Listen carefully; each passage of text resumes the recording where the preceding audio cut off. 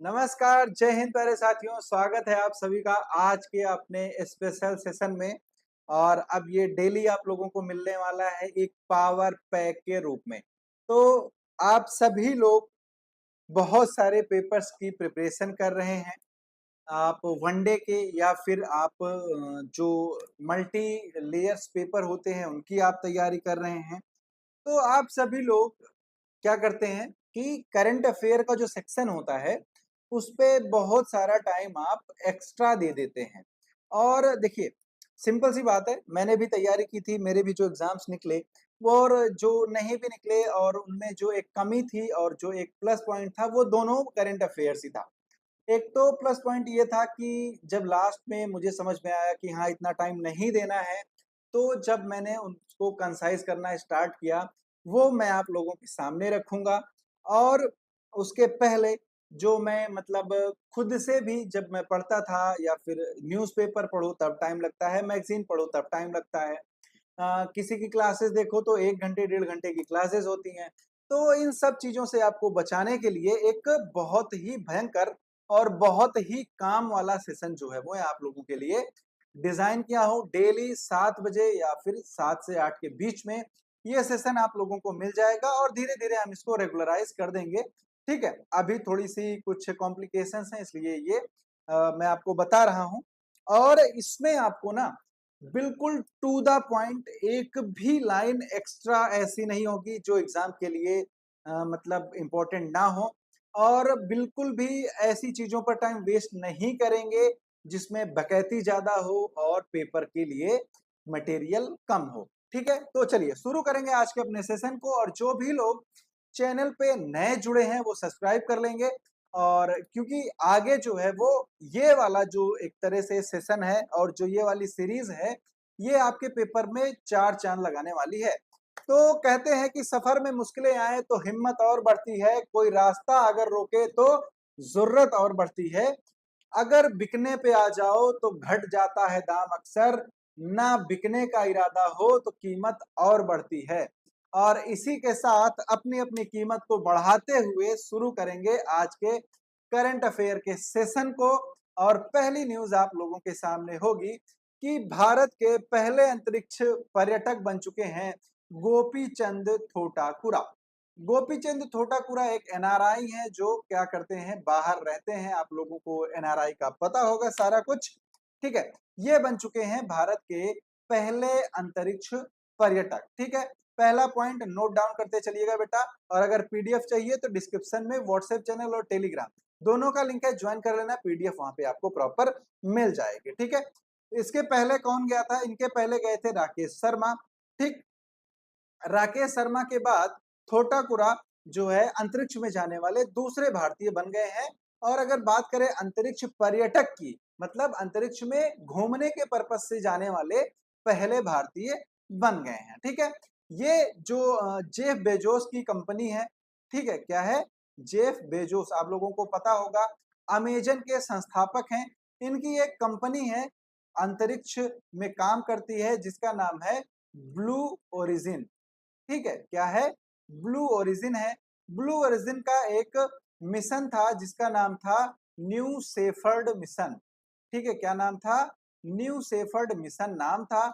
इसमें क्या था कि कुछ लोगों को अंतरिक्ष पर ले जाया गया था। उनसे कुछ देर की स्पेसवॉक भी उन लोगों ने की थी और उसके बाद वापस वो पृथ्वी पर आए थे, ठीक है? तो ये सारी चीज़ें जो भी पेपर में आने वाली हैं, टू द पॉइंट, बात खत्म, ठीक है? कहानी पढ़ने की और कहानी सुनने की ज़रूरत नहीं है। ये पेशे से एक बिज़नेसमैन है और पैशन से एक पायलट है, ठीक है? क्लियर? अब थोड़ा-सा बात करेंगे, राकेश शर्मा पहले भारतीय अंतरिक्ष यात्री थे, ये आप सब लोगों को पता है। सोयूज़ टी-11 रूस की सहायता से कहाँ गए थे ये? अंतरिक्ष में गए थे, ठीक है? आप लोगों को पता है जब ये अंतरिक्ष में गए थे तो उस टाइम पे प्रधानमंत्री कौन थी? इंदिरा गांधी थी। उन्होंने ये भी पूछा था कि वहाँ से भारत कैसा दिखता है? तो इन्होंने बोला था सारे जहाँ से अच्छा हिंदुस्तान हमारा। ठीक बेटा? चलिए आगे चलेंगे अगले सेशन पर, ठीक है? पूरा वीडियो देखना, बहुत ही भयंकर फॉर्मेशन आप लोगों के लिए किया है मैंने। पहले आपके लिए न्यूज़ है, फिर वन लाइनर है, फिर एमसीक्यू है। तो 3 सेक्शन में सारी चीजें कवर होंगी। ऐसा नहीं है कि अभी आप पढ़ रहे हैं कि भारत के प्रथम अंतरिक्ष यात्री पर्यटक गोपीचंद थोटाकुरा, उसके बाद एमसीक्यू आएगा तो मैं पूछ लूंगा कि भारत के प्रथम अंतरिक्ष पर्यटक कौन बने। नहीं, एक चीज को दोबारा रिपीट नहीं करेंगे, टाइम बहुत ही इंपॉर्टेंट है आप लोगों का, इसलिए सारे जो फॉर्मेशंस हैं वो मैंने अपने हिसाब से किए हैं, ठीक है। दूसरा न्यूज आपके पास है, तेगबीर सिंह माउंट किलिमंजारो को फतेह कर चुके हैं। ये आपको दिख रहे होंगे, इनका नाम है तेगबीर सिंह, इनकी एज है 5 साल, ठीक है। 5 वर्ष की उम्र में 6000 मीटर चढ़ गए, ठीक है। जब बच्चे ठीक से चल नहीं पाते हैं तब ये पर्वतारोहण कर रहे हैं, तो सैल्यूट है इनको भी। ये पंजाब के रोपड़ के रहने वाले हैं, कहाँ के? पंजाब के रोपड़ के, ठीक है। और इन्होंने क्या किया, आप लोगों को पता होगा कि साउथ अफ्रीका की एक चोटी है जिसका नाम है माउंट किलिमिंजारो, ठीक है। माउंट किलिमिंजारो सबसे हाईएस्ट पीक है साउथ अफ्रीका की, नोट कर लेंगे। दूसरा क्या है, इसको इसको मतलब सक्सेसफुली चढ़ गए कौन? तेगबीर सिंह। कहाँ के हैं? भारत, पंजाब, रोपड़, ठीक है। देश भारत, राज्य पंजाब, जिला रोपड़, ठीक है। ये कब चढ़े? 6 अगस्त को इन्होंने स्टार्ट किया था और अभी 3 दिन पहले इन्होंने इसको कंप्लीट कर दिया, ठीक है। सॉरी, मतलब मात्र इनको 5 दिन लगे थे, ठीक है। 11 तारीख को इन्होंने इसको कंप्लीट कर दिया था। एक ओगन जैन थे, इन्होंने भी 5 साल की ही उम्र में माउंट किलिमंजारो को फतेह किया था और उसके बाद अब इनके रिकॉर्ड की बराबरी की है तेगबीर सिंह ने, ठीक है। किलिमंजारो की एग्जैक्ट ऊंचाई कितनी है? तो 5895 मीटर है, ठीक, क्लियर।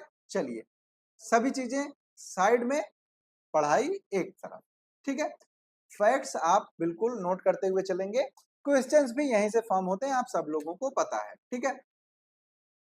अगला आपका टॉपिक है कि लद्दाख में 5 नए जिले बनाए जाएंगे, ठीक है। तो आप सभी लोगों को पता है, अभी हाल ही में जम्मू और कश्मीर में क्या किया गया, इलेक्शन की घोषणा की गई। अब यहाँ पर इलेक्शन किया जाएगा, इसके लिए मैंने एक प्राइवेट सेशन पूरा अलग से बनाया था, आप उसको देख सकते हैं।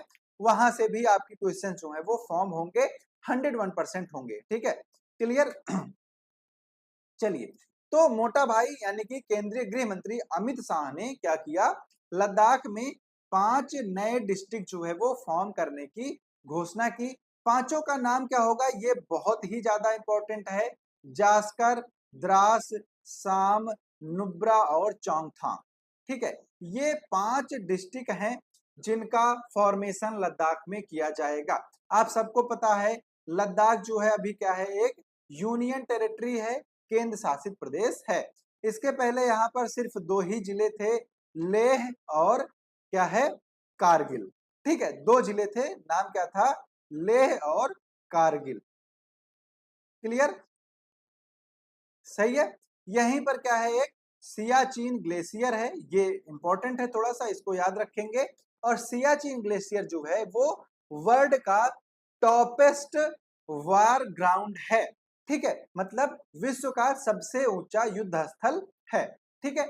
और ये आपको पता होगा 5 अगस्त 2019 को जम्मू कश्मीर और लद्दाख, इनको 2 अलग अलग यूटी बनाया गया था। क्यों? क्योंकि यहाँ पर एक अनुच्छेद 370 था जिसको समाप्त किया गया था, और अनुच्छेद 370 को समाप्त करके क्या किया गया, इसको जम्मू कश्मीर अलग और लद्दाख अलग 2 केंद्र शासित प्रदेश बनाए गए थे। तो अब जम्मू कश्मीर में इलेक्शंस होने वाले हैं और लद्दाख में 5 और जिले जो है वो फॉर्म किए जा रहे हैं, ठीक है। तो दोनों न्यूज में है, कहीं ना कहीं से क्वेश्चन आपका बनने वाला है, और आर्टिकल 370 भी सेम टू सेम इंपॉर्टेंट हो जाता है, याद कर लीजिएगा, क्लियर। चलिए आगे चलें अगले टॉपिक पर। नहीं, अभी क्या है, इन 5 जिलों के बारे में देखते हैं। तो ये क्या है बेटा, ये लद्दाख का एक मैप है, ठीक है। नुब्रा, द्रास, साम, जास्कर और चांगथांग, ये 5 डिस्ट्रिक्ट हैं, ठीक है, जिनका फॉर्मेशन किया जा रहा है, ठीक है, क्लियर। ये किसके अंडर आता है? गृह मंत्रालय के अंतर्गत आता है, ठीक है। आप लोगों ने आर्टिकल 3 पढ़ा होगा। आर्टिकल 3 में क्या है? आर्टिकल 3 में है कि किसी भी राज्य की क्या है कि कोई राज्य है तो उसके क्षेत्रफल में परिवर्तन किया जा सकता है। ठीक है, उसके नाम में परिवर्तन किया जा सकता है, उसको चेंज किया जा सकता है, अलग उसमें जिले बनाए जा सकते हैं। तो ये जो किया जा रहा है ये आर्टिकल 368 के अंतर्गत नहीं आएगा। आर्टिकल 368 में क्या है? संविधान संशोधन। तो इसीलिए जो आर्टिकल 4 है उसमें क्या बोला गया है कि आर्टिकल 3 और आर्टिकल 2 से अगर कोई भी परिवर्तन किया जाता है तो वो संविधान संशोधन नहीं माना जाएगा। ठीक है, तो यहाँ से आपका आर्टिकल 3 भी इंपॉर्टेंट हो जाता है, इसीलिए मैंने आपको ये भी यहाँ पर डिस्क्राइब कर दिया है।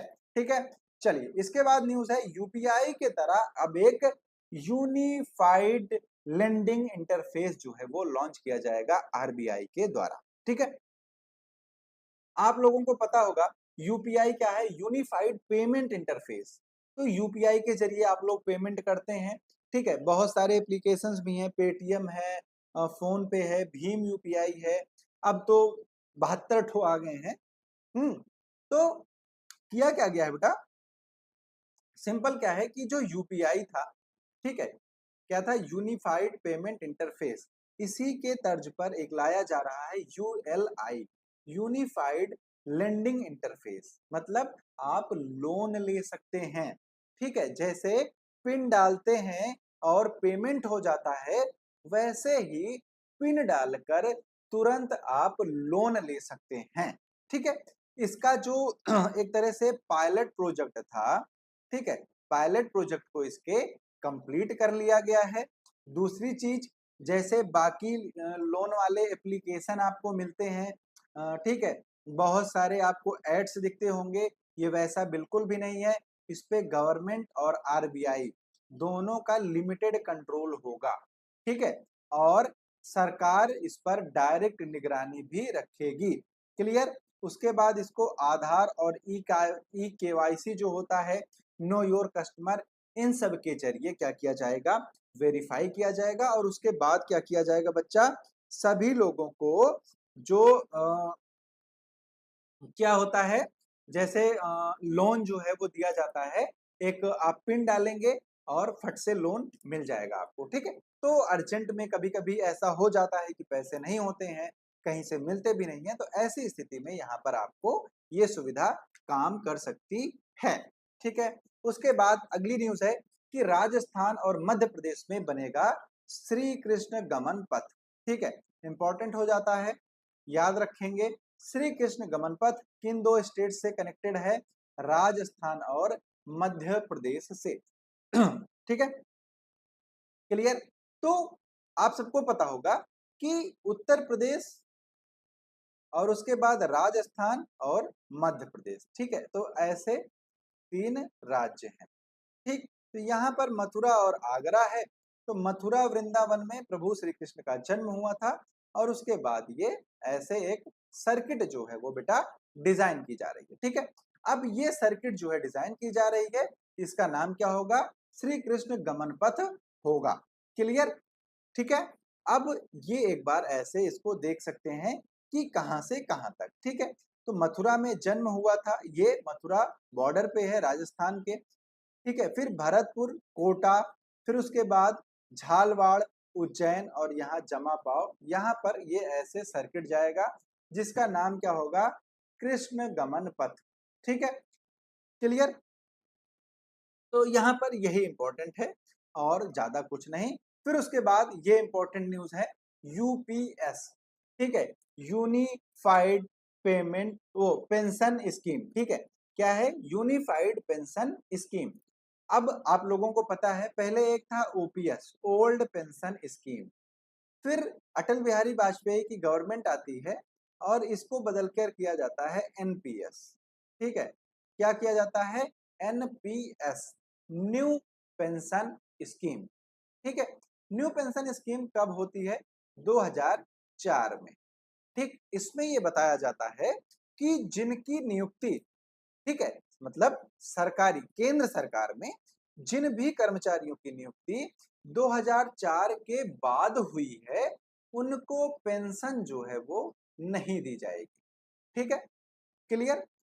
प्रावधान क्या किया गया कि उनको पेंशन तब मिलेगी जो अपने जो उनकी सैलरी है उसका कुछ हिस्सा जमा करेंगे। क्लियर? तो ये था न्यू पेंशन स्कीम में। अब इन दोनों का अल्टरनेटिव एक लाई है गवर्नमेंट, जिसका नाम है यूनिफाइड पेंशन स्कीम, यूपीएस। ठीक है? ये किसके द्वारा लाया गया है?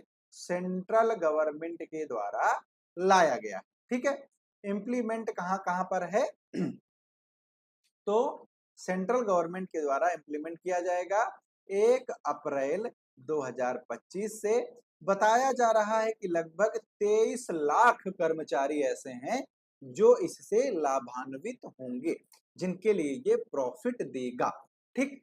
अब इसमें एक प्रावधान ये भी था कि जो स्टेट्स हैं, राज्य हैं, वो चाहें तो इसको लागू कर सकते हैं।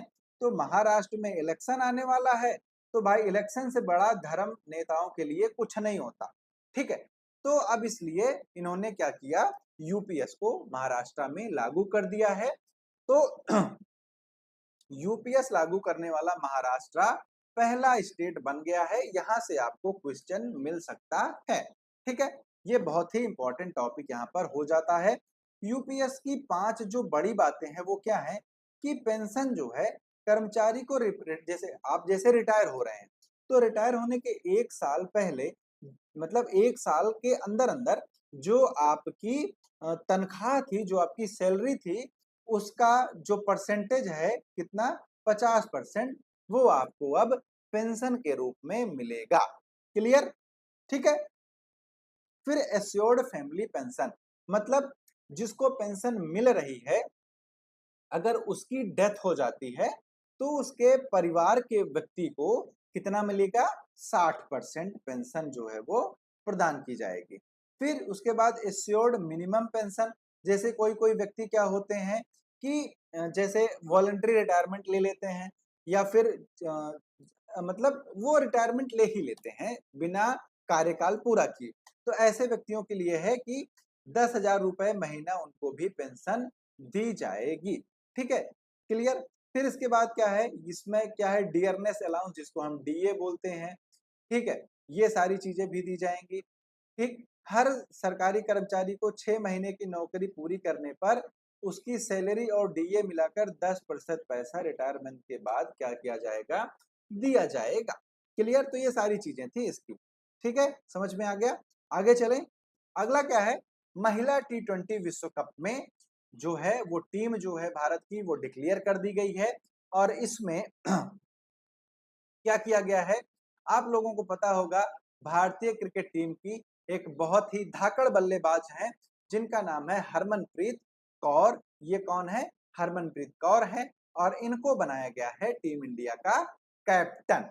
ठीक है? उसके बाद एक बहुत ही सुंदर और बहुत ही अच्छी खिलाड़ी हैं, जिनका नाम है स्मृति मंधाना, और इनको बनाया गया है वाइस कैप्टन। ठीक है? क्लियर?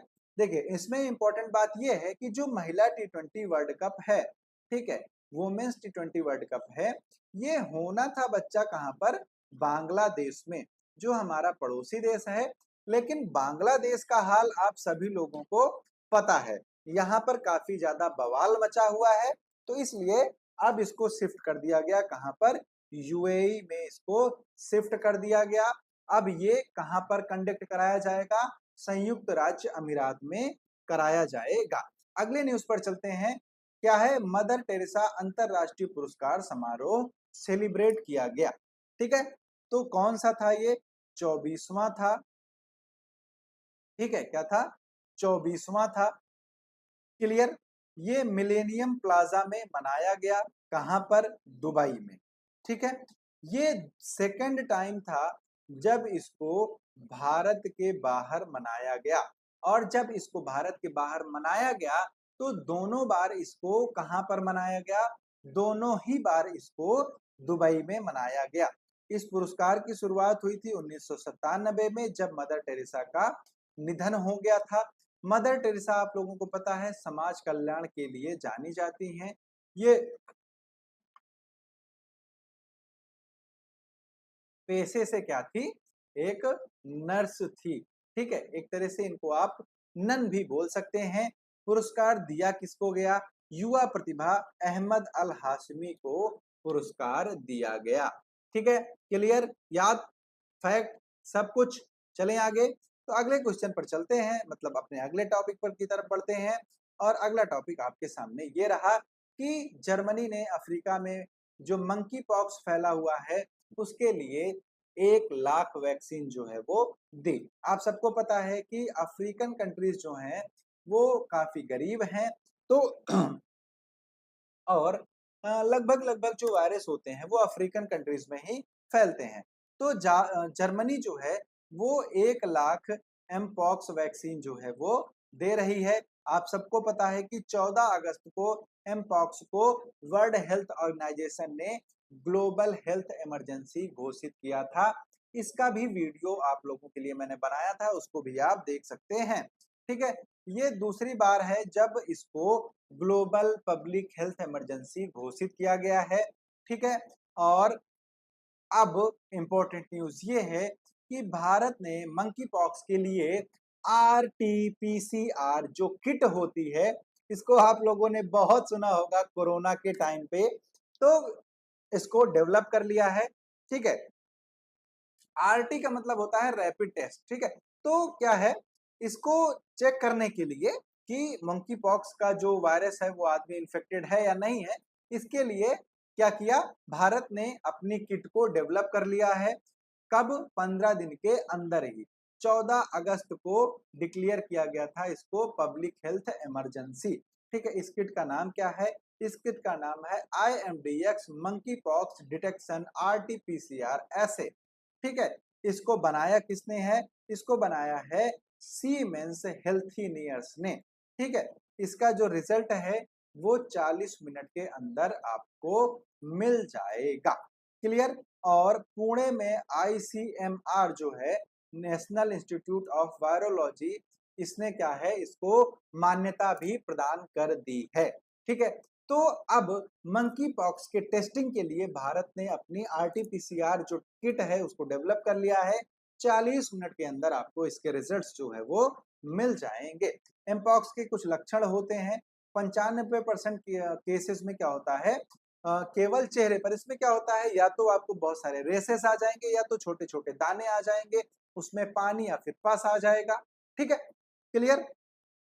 दूसरा क्या है, बुखार, सर दर्द, पीठ दर्द, मवाद वाले पिंपल, कमजोरी, निकलने में दिक्कत, त्वचा पर लाल चकत्ते, ये सब इसके बेटा लक्षण है। ठीक है, उसके बाद एक बहुत ही इंपॉर्टेंट न्यूज है कि जो बीसीसीआई के सचिव थे, ठीक है, कौन थे?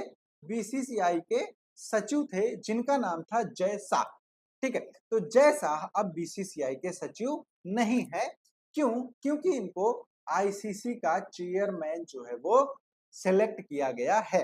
ठीक है, ये निर्विरोध चुने गए हैं, तो मोटा भाई का दबदबा जो है वो बहुत ही ऊपर लेवल तक है। ठीक, क्लियर। तो इनको क्या किया गया, आईसीसी का चेयरमैन चुना गया और निर्विरोध चुना गया है। कोई भी इनके अपोजिट में खड़ा ही नहीं हुआ। अब ये जगह लेंगे ग्रेग बार्कले की।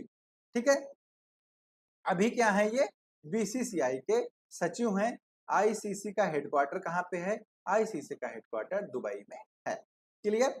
जय शाह के बारे में क्या है, 2019 में पहली बार ये बीसीसीआई के सेक्रेटरी बने, 2022 में दूसरी बार बने, 2025 में अब इनका 6 साल का कार्यकाल समाप्त हो रहा है। ठीक है, क्लियर। चलिए आगे चलेंगे। एक चीज और है, वुमेन्स प्रीमियर लीग को स्टार्ट करने का श्रेय किसको जाता है? जय शाह को जाता है। ठीक है, चलो आगे चलते हैं। भारतीय डेलीगेशन सिंगापुर के वहां पर क्या है, एक तरह से ये क्या है, आप लोगों ने पढ़ा होगा गोलमेज सम्मेलन जिसमें गांधी और अंबेडकर वाला। ठीक है, ये क्या है, ये भारत और सिंगापुर के बीच में एक राउंड टेबल कॉन्फ्रेंस है जिसमें गया कौन कौन था? विदेश मंत्री एस जयशंकर गए थे, वित्त मंत्री निर्मला सीतारमण गई थी, वाणिज्य मंत्री पीयूष गोयल गए थे और रेल मंत्री अश्विनी वैष्णव गए थे। इन लोगों ने क्या किया, इस भारत सिंगापुर मंत्री स्तरीय गोलमेज में पार्टिसिपेट किया। इसका जो सेशन था वो सेकंड सेशन था। फर्स्ट सेशन जो है इसका दिल्ली में किया गया था। ठीक है, सारी चीजें नोट डाउन करते चलना बच्चा, बहुत ही इंपॉर्टेंट है। एक भी चीज ऐसी नहीं है जो आपके पेपर के लिए इंपॉर्टेंट ना हो, क्योंकि बकैती ना मैं कर रहा हूं ना लिख रहा हूं, ठीक है। तो टू द पॉइंट चलेंगे, बहुत ज्यादा टाइम आपका इसमें नहीं लेंगे, ठीक है। क्लियर, तो ये सारी चीजें थी इसके बारे में। ठीक, अब आते हैं अपने अगले सेगमेंट पर, one liner of the day. Clear, चलिए एक एक करके फटाफट रैपिड फायर मारेंगे धड़ाधड़ से। पहला क्या है, association of Malayalam movie artist के पद से किसने इस्तीफा दे दिया? मोहनलाल ने। मोहनलाल ने ये क्या किया, इस्तीफा दे दिया है। किस बैंक ने महिलाओं के लिए अवनी नामक नई बचत बैंक अकाउंट स्कीम शुरू की है? बंधन बैंक, बहुत ही छोटा सा बैंक है, नाम याद रखेंगे। केंद्रीय वित्त मंत्री ने हाल ही में किस शहर में जीएसटी भवन का उद्घाटन किया? उदयपुर के अंदर, ठीक है, उदयपुर में जीएसटी भवन का उद्घाटन किया गया। अंतरराष्ट्रीय मदर टेरेसा पुरस्कार का आयोजन कहाँ किया गया? दुबई में किया गया। महिला टी20 विश्व कप 2024 की मेजबानी कौन सा देश करेगा? यूएई करेगा। विश्व जल सप्ताह 2024 का आयोजन कब से कब तक किया जा रहा है? तो 25 से 29 अगस्त तक इसका आयोजन किया जा रहा है। किसका? विश्व जल सप्ताह 2024 का। मुख्यमंत्री सुख शिक्षा योजना किस सरकार के द्वारा जारी की गई? हिमाचल प्रदेश के द्वारा जारी की गई, ठीक है। विश्व जल सप्ताह 2024 का थीम क्या है?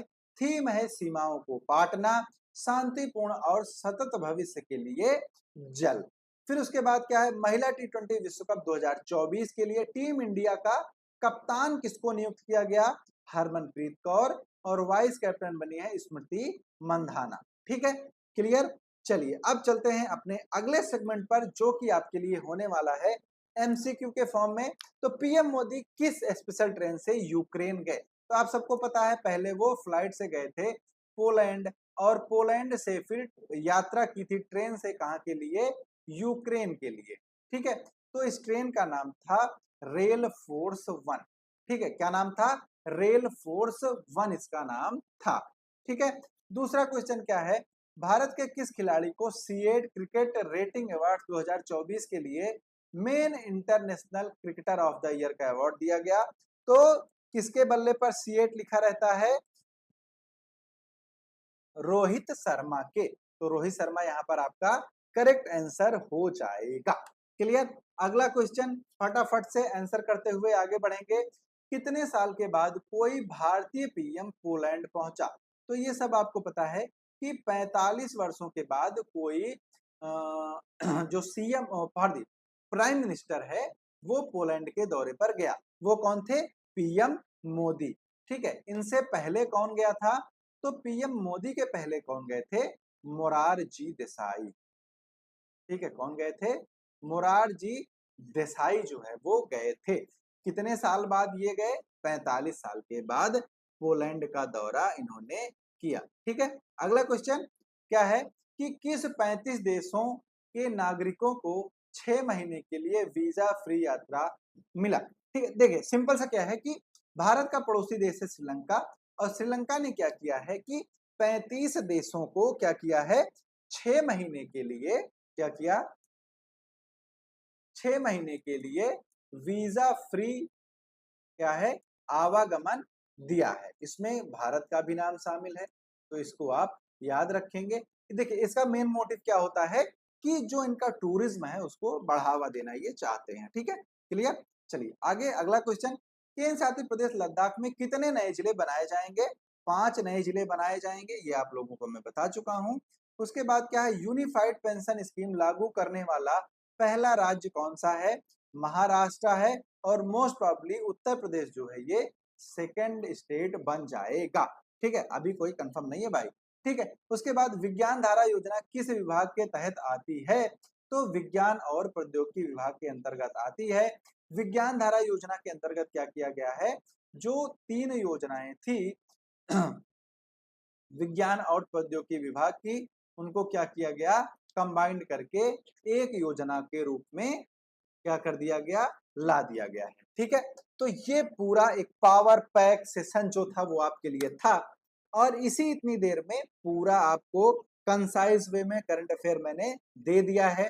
तो मेरे अकॉर्डिंग, ठीक है, अपनी-अपनी सबकी समझ है, तो मेरे अकॉर्डिंग करंट अफेयर के लिए डेली 1 घंटे, 1.5 घंटे इतना वेस्ट मत कीजिएगा, क्योंकि देखिए हर जो सब्जेक्ट्स हैं उनका वेटेज आपको बराबर-बराबर रखना पड़ेगा, ठीक है? तो अगर जैसे आप क्या है वीडियोज़ देख रहे हैं और वीडियोज़ देखने के बाद आप नोट्स भी बना रहे हैं, तो एक करंट अफेयर में आपको कम से कम 1.5 से 2 घंटे, 2.5 घंटे तक लग जाता है, ठीक है? यहाँ पर क्या है, पूरा टू द पॉइंट आपको दिया गया है, हर न्यूज़ में 5 से 6 लाइन आपको नोट करनी है, या फिर आप व्हाट्सएप चैनल और टेलीग्राम चैनल से आप लिंक भी डायरेक्ट ले सकते हैं, पीडीएफ आपको मिल जाएगा। और अगर आपका कोई क्वेश्चन है, तो आप यहाँ कमेंट बॉक्स में दे सकते हैं, क्वेश्चन आंसर हम लोग कमेंट बॉक्स में खेल सकते हैं। अगर आपने पूरी वीडियो देखी, तो आपको बहुत-बहुत धन्यवाद। चैनल आप डिस्क्रिप्शन में लिंक है, जॉइन कर सकते हैं।